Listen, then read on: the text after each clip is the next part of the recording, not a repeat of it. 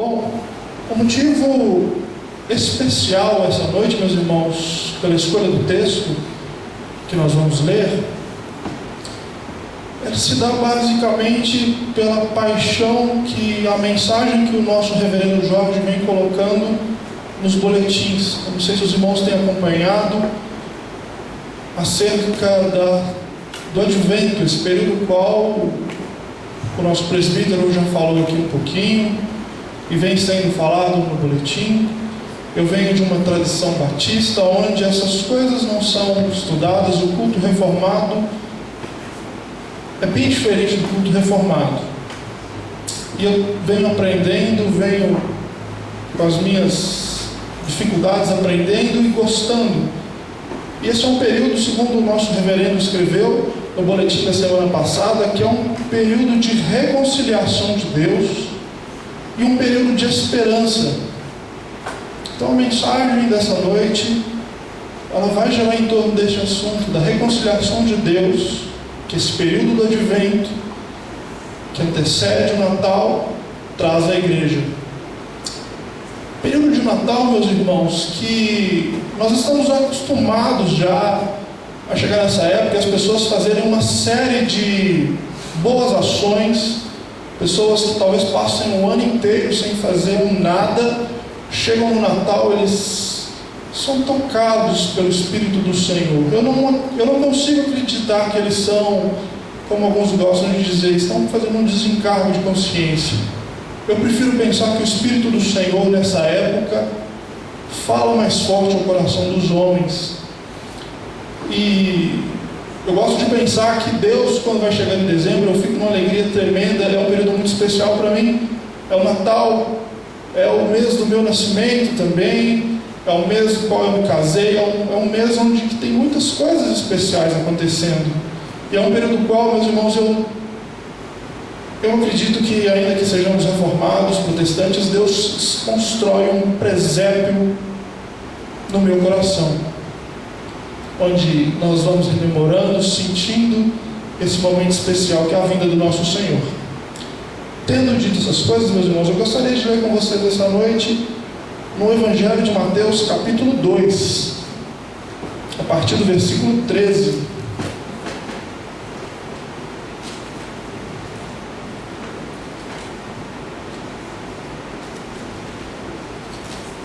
Evangelho de Mateus, capítulo 2, leremos a partir do versículo 13. Diz assim a palavra do nosso Deus: após sua partida, eis que o anjo do Senhor manifestou-se em sonho a José e lhe disse: levanta-te, toma o menino e sua mãe e foge para o Egito.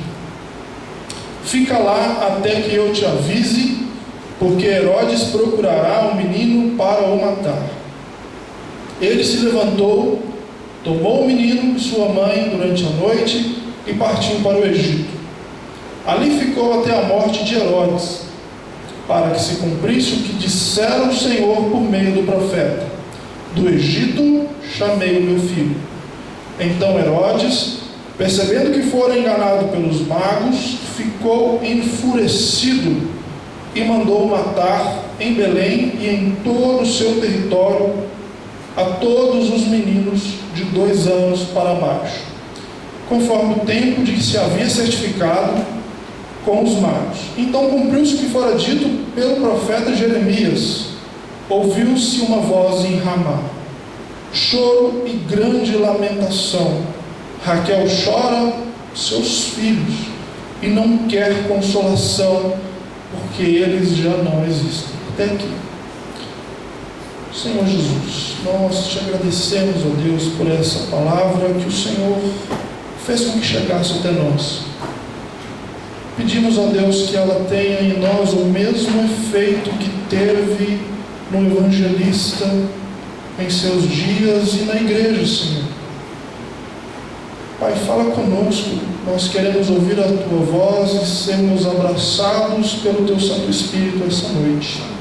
Assim oramos, ó Deus, em nome de Jesus. Amém. Meus irmãos, cada um dos evangelistas que trouxe para nós uma percepção diferente a respeito de Jesus, Mateus, Marcos, Lucas e João, cada um nos deixou um registro a partir daquilo que fez sentido, a partir daquilo que o Espírito Santo tocou e os motivou a escrever, por inspiração divina. Mateus, ele escreveu para judeus. Nós entendemos assim porque nos versos anteriores ele cumpre uma série de exigências de um texto o qual o judeu poderia pegar e ler.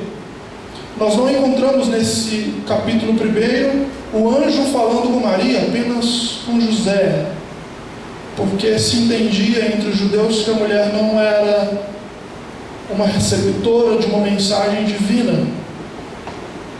Nós temos uma genealogia enorme que linka os José até Abraão.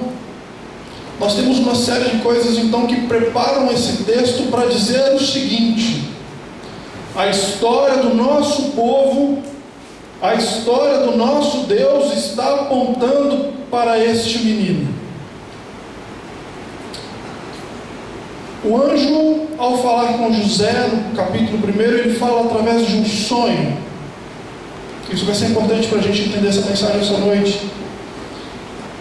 E no início do capítulo 2, nós vemos que os magos do Oriente, também entendidos como sábios do Oriente, eles vão em busca do rei dos judeus, e eles chegam em Jerusalém e perguntam: onde está o rei dos judeus?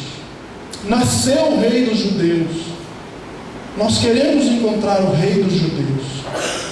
Herodes fica então curioso, é o mínimo que podemos dizer, e fala: eu quero saber onde está esse menino. E ele procura então os doutores da lei e pergunta para eles: olha, onde é que vai nascer esse? A gente tem que cercar logo. Há menos de 300 anos nós tivemos um levante de judeus contra o Império Romano. Nós vamos já podar isso no começo, não vamos deixar crescer isso. E ele fala então: olha, vai nascer em Belém o rei dos judeus. E Herodes então, depois de convocar todos, ele fica aguardando que os magos voltem até ele. Esses sábios, eles chegam então até Jesus e presenteiam Jesus com presentes um tanto estranhos para uma criança, mas que para a nossa fé, para o reconhecimento daquele povo, era importante. Ao se encontrarem com Jesus, eles entregam ouro, incenso e mirra. Os pais da igreja cristã entenderam que, ao entregar ouro, os sábios reconheceram a realeza de Jesus, reconheceram que ele era rei. Ao entregar incenso, muito usado para a adoração de deuses, eles estavam reconhecendo a divindade daquele menino. Ao entregar a mirra, já era uma profecia futura da paixão, porque da mirra se extraía o perfume. E esses sábios então, reconhecendo através dos seus presentes a realeza, a divindade e o futuro sacrifício do Cristo na pessoa daquele menino, são então abordados por Deus através de novamente um sonho, meus irmãos. Um sonho, outro sonho: não volte para lá. E eles então tomam outro caminho e vão embora.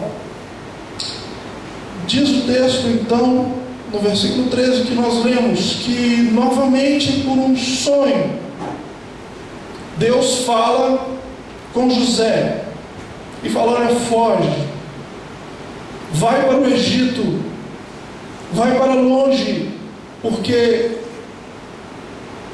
estão querendo matar o menino. E eu fico imaginando, meus irmãos, eu gostaria que vocês tentassem imaginar comigo essa noite. Naquele tempo, os romanos já haviam traçado as rotas comerciais por terra, e algumas por via marítima, mas é fato que aquelas estradas principais que eles ajudaram a construir estavam sempre guardadas, para que se diminuísse o roubo e para que os produtos vindo do norte da África que passavam por Israel não fossem roubados. Então eles estavam nessa situação e não podiam passar por um caminho qualquer. José, Maria e Jesus tiveram que enfrentar rotas alternativas, passar por montanhas e vales despovoados, correndo um risco maior ainda de serem atacados por salteadores. Talvez não encontrassem por essas rotas alternativas lugar para encontrar água com facilidade, alimento com facilidade, porque eles estavam saindo de Belém até o Egito. O meu gerente na empresa onde eu trabalho, ele fala que fazendo uma rota rápida, com uma mochila nas costas, é possível que em 2 meses se faça essa travessia, talvez até menos. Nós estamos falando de um adulto que não está carregando uma criança e tampouco uma mulher que acabou de dar luz. Essa viagem foi longa, sofrida, e eles foram então para o Egito. Isso tudo, segundo Mateus, para que se cumprisse a profecia do Egito, chamei o meu filho. Nós temos também, seguindo ainda essa fuga para o Egito, nós temos Herodes então convocando o assassinato das criancinhas. Herodes então, vendo que foi enganado, manda matar todo mundo que tinha menos de 2 anos, os meninos daquela região onde ele tinha autoridade. Imagina, meus irmãos, nasceu Jesus, a esperança das nações, e no seu nascimento uma grande tragédia, uma tragédia que arremetia na memória daquele povo um período do Egito, também do Egito, quando eles estavam se multiplicando e Faraó com medo, assim como Herodes com medo que aquele povo ficasse forte, manda matar os meninos, manda a parteira matar os meninos. O nascimento de Jesus então aqui em mais um ponto, ele, segundo Mateus, está nos arremetendo a história do povo, das profecias, e trazendo para o povo que Jesus precisou fugir para não ser morto. O massacre dos infantes no Egito era algo que, segundo a tradição, ainda estava presente, ainda era lembrado. O engraçado, meus irmãos, se é que nós podemos tirar algo de engraçado, é que o Senhor não parou de falar com o povo. O Senhor sempre esteve falando com o seu povo através de Jesus. Desde os seus primeiros momentos, Deus estava falando com o povo. Olha, eu me compadeço com vocês. A minha história enquanto bebê no meu filho Jesus é a história de vocês. No versículo 18 desse texto nós temos uma profecia antiga que arremete histórias de peso igual. Ouviu-se uma voz em Ramá, choro e grande lamentação. Raquel chora seus filhos e não quer consolação porque eles já não existem. Essa é uma profecia que está lá no livro de Jeremias. Porque naquele momento Jeremias, enquanto profeta que profetizou no norte, estava contando a história dos filhos de Raquel. Jeremias está usando Raquel como exemplo, porque Raquel, segundo a tradição, foi sepultada em Belém, nas proximidades de Belém. E os seus filhos que morreram foram os filhos, netos, bisnetos, que vão dar origem às tribos do norte quando o reino foi dividido. O reino foi dividido após a morte de Salomão. Nós temos um reino do norte e um reino do sul. E da tribo de Efraim veio Jeroboão para ser rei do norte, do reino do norte. Os assírios vieram e levaram aquele povo, atacaram aquele povo, e o que se mais temia no ano 600 a.C. eram os assírios, porque assírio não fazia escravo, assírio eliminava. O povo que estava em Jerusalém, que foi levado para a Babilônia, teve um destino teoricamente um pouquinho melhor, porque eles foram levados para servir na Babilônia. Agora no norte, quando os assírios atacaram, as pessoas eram empaladas vivas. O sofrimento do povo do norte foi contra um povo violento, que sequer deixou que eles continuassem existindo, que eliminou aquela geração que habitava no reino do norte. Quando Mateus traz isso para a gente, ele está dizendo: olha, aquilo está acontecendo de novo. Isso que nós estamos vivendo nos nossos dias é tão pesado quanto aquilo que aconteceu com os nossos irmãos no norte.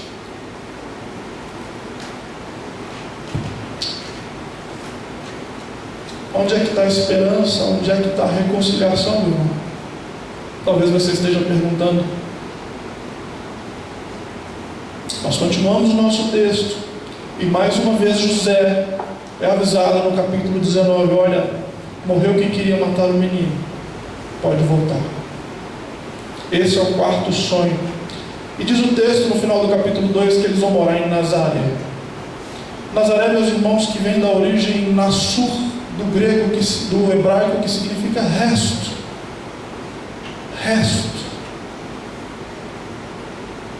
Talvez nós olhamos assim, esse menino que nasceu de uma família não ortodoxa de sua época, que teve que fugir deixando tudo para trás, e teve que passar uma temporada num outro país, morando, refugiado, volta ainda não desejado para o seu país. Diz o texto que José, ao saber que Herodes Agripa, sucessor de Herodes o Grande, estava ainda com poder naquela região, ele falou: olha, vamos para Nazaré, vão para mais longe ainda, nós não podemos deixar o menino perto deste homem. Então eles vão morar numa cidade onde era conhecida como Resto, que tinha essa etimologia no nome de sua cidade, o Resto. A esperança pode vir do resto, meu irmão. Quantos momentos na vida nós nos deparamos com tudo fechando em volta da gente, com situações que a gente vai perdendo a esperança, seja na nossa vida sentimental, vida financeira, vida profissional, vida estudantil. Ah, se nós pudéssemos contar todos os momentos que nós choramos aqui no ano de 2015, talvez nós pudéssemos lavar o chão da igreja com tantas lágrimas. Quantas dificuldades nós passamos. Aonde está a esperança? A reconciliação, meus irmãos, do Senhor, nesse texto tão difícil, tão pesado, está na situação de que Deus se manifesta num menino.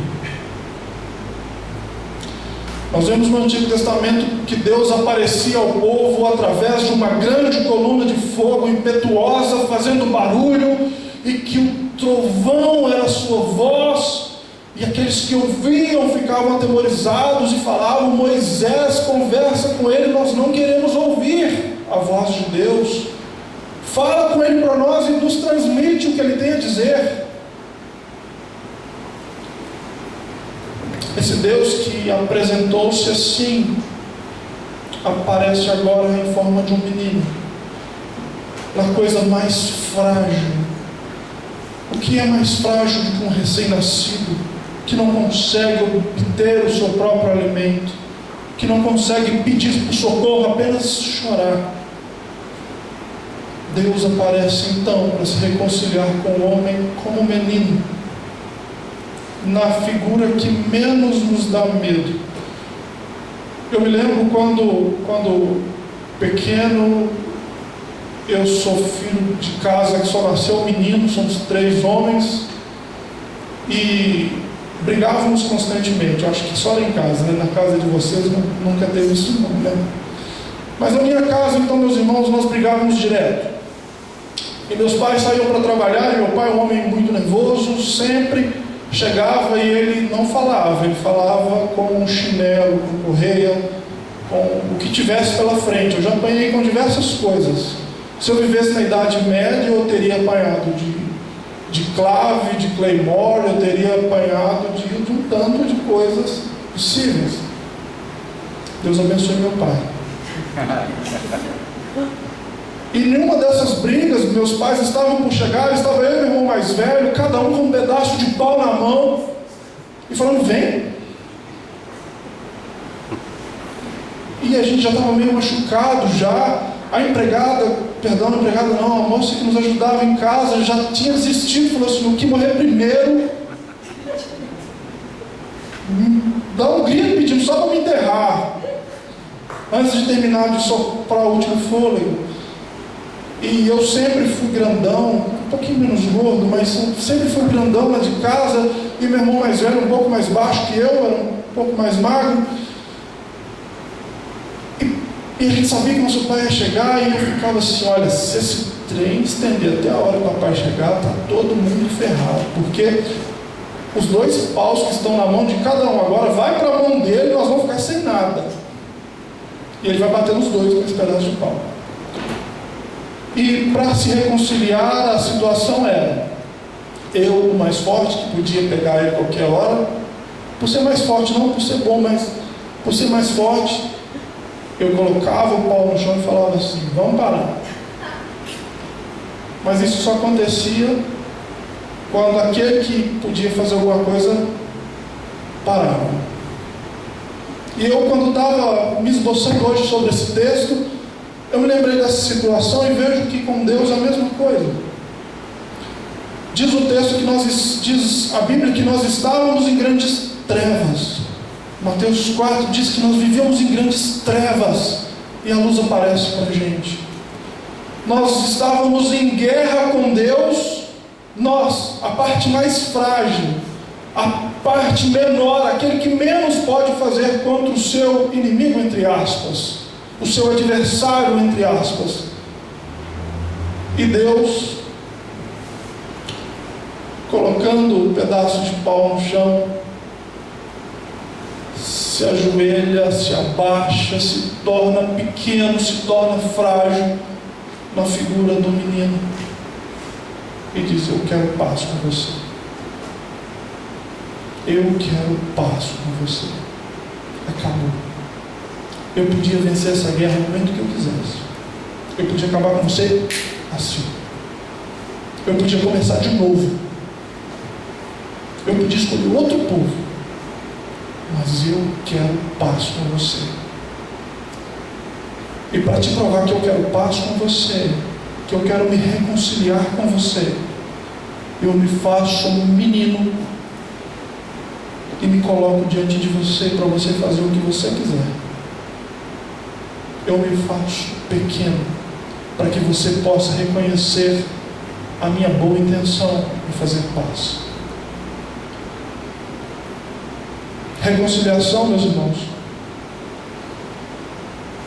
que esse texto nos traz, que se faz percebido nos profetas, nos textos antigos e na vida. Na vida, nós temos que encontrar Deus reconciliando com a gente. Esse texto me diz isso essa noite, me provoca a encontrar essa reconciliação de Deus. Em primeiro lugar, no menino. Em segundo lugar, nos textos que falam sobre ele. Na vida que fala sobre ele, nas músicas que muitas vezes não tocam na igreja, mas falam sobre ele. Essa reconciliação, meus irmãos, se identifica com as nossas dores. Deus fez questão de que a história sua dessa reconciliação rememorasse as dores. Eu imagino que se ele tivesse escolhido os nossos dias para poder se manifestar, ele teria se sido um sobrevivente do Holocausto, sido um sobrevivente às muitas ditaduras, um sobrevivente às muitas guerras, um sobrevivente à barragem de Mariana, para nos mostrar que Ele se compadece, de que Ele também sofre as nossas dores, de que Ele não deixa de ser identificado com outra coisa que não seja Emanuel, Deus conosco. De que os nossos argumentos, assim como os sábios orientais que chegaram diante dele e falaram assim: eu reconheço a sua realeza, eu reconheço a sua divindade, eu reconheço a sua paixão, o seu sacrifício por mim. Reconciliação que pede que nós também reconhecemos a divindade, o reino e essa entrega total do Cristo. Reconciliação essa, meus irmãos, que precisa que eu e você responda a ela cada dia com o nosso ouro, com o nosso incenso e com a nossa mirra. As nossas atitudes no dia a dia têm que mostrar a nossa resposta a esse ato de reconciliação de Deus com a humanidade.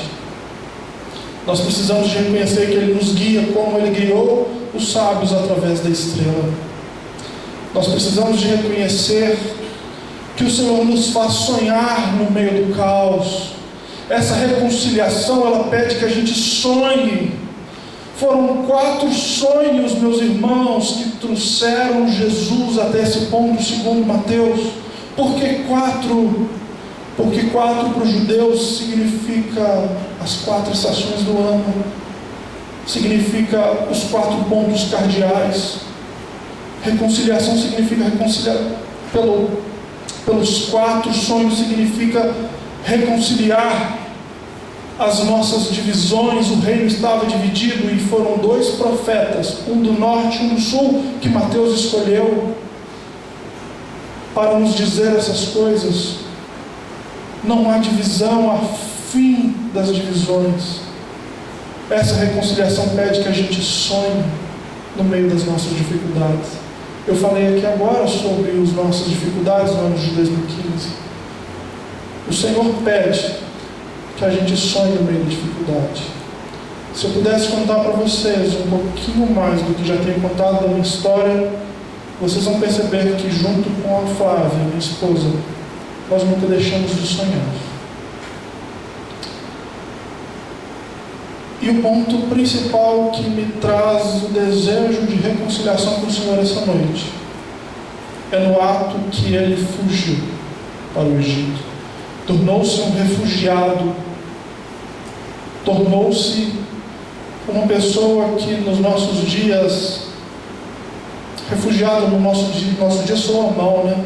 Fica parecendo aquele pessoal que está saindo das guerras no Oriente Médio para a Europa. Mas eu quero falar com os irmãos que o Senhor Jesus, esse menino, se identifica com os refugiados. Seja com os refugiados que estão saindo, vindo para o Brasil. Qual o nome da ilha, Roberto? Aqui em cima, onde teve o terremoto? Do Haiti. Os refugiados do Haiti. Que muitas vezes nós brasileiros, não eu e você, eu espero, não queremos no nosso país. Refugiados.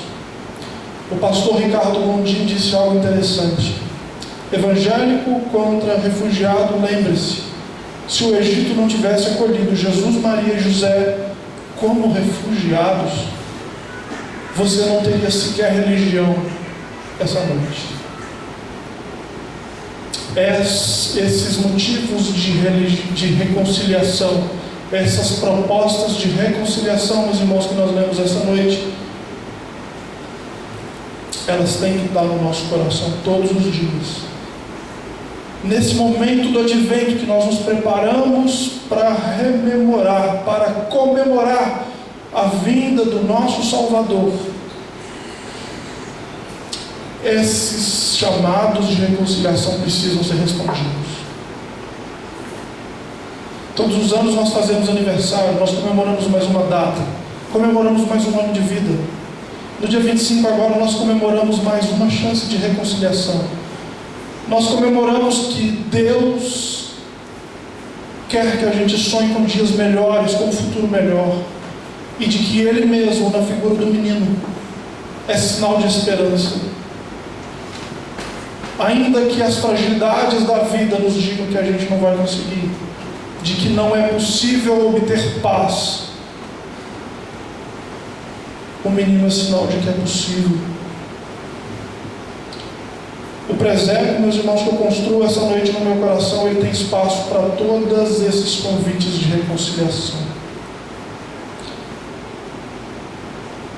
Eu oro a Deus que nós consigamos colocar em prática cada um desses convites de reconciliação, que nesse segundo domingo do Advento nós somos provocados pelo Evangelho de Mateus. Eu gostaria de orar com os irmãos por esse motivo. Se você puder, curve sua fronte.